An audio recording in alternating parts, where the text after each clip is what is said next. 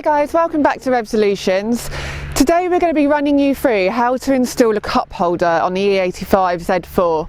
Now this is one of the things that really bugged me with this car when I got it, and that's the fact that it didn't come with any cup holders installed. And this was an optional extra when it was first bought.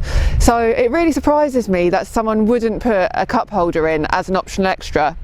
So we'll just run through how to put that through nice and easy. In order to actually get the vent out, you've got this little grommet here. This just pops off with a screwdriver. That reveals a Phillips head on a screw, and then on the blanking plate you just again screwdriver, pop this off, and there's another screw here. So it's very, very simple to get the air vent unscrewed. Let's get that sorted now. So I've exposed the top screw and the bottom screw. That is all that is holding in the air vent, but as you can see, this is a little, drop it, yeah, so basically the little part that holds in the top screw cover is so brittle after 16 years, it is literally just disintegrated, so I'm not going to be able to cover that screw up again. But let's get the screws out. Now once you've actually loosened the screws, taken them out, the air vent just slides out. Just trying not to lose the screws as I do it one-handed. That slides out, and you've got the big void.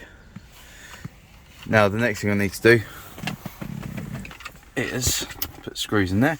Actually attach the cup holder to the underside of the air vent. And the cup holder is just here. So yeah, let's get this sorted.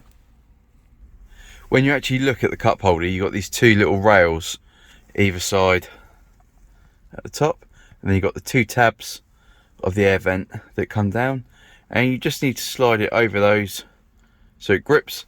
There's also a mounting point here to put a screw which will firmly secure it, and when you look at the front, it's sat in nice and snug to the air vent. It is such an easy job to get this sorted.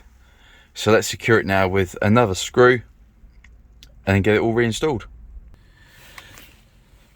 Frustratingly, the actual cup holder doesn't come with a screw, so I've had to go through my toolbox, but I managed to find one that sits nicely in and it is completely locked in, all secure. Right, let's put it back in. Right, so I've got the screws back in. Just make sure that the tabs that hold the screws in are actually aligned up. Unfortunately, this one wasn't, and it slipped, so I had to take it out and I ended up breaking a clip, which is not a big issue, but I can notice it. Now the last thing we need to do is put the cup holder logo on the front. As you can see, it starts off on the left hand side and it just shoots across to the right to lock in. So let's get that put on now. Just before I put them on, you can see the top one is the original and the bottom one is a new one with a lovely cup holder symbol. And on the back, these are the two tabs that line up with the actual cup holder. Now it is actually easier to put the cup holder logo back on when the cup holder's out, but there we go. That is how easy it is to install a BMW Z3 aftermarket cup holder. Literally takes less than 5 minutes to do if you're not filming for YouTube. And then just push it back in, a little bit stiff, no doubt that'll work its way looser. Yeah, it's just a little bit stiff on this bracket here. Oh, you can see that, look.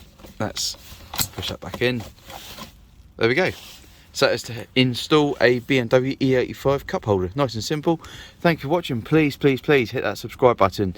We'll get loads of views on my channel, just not enough subscribers. Almost had just under 1 million views now. So thank you to each and every one of you that watched the channel.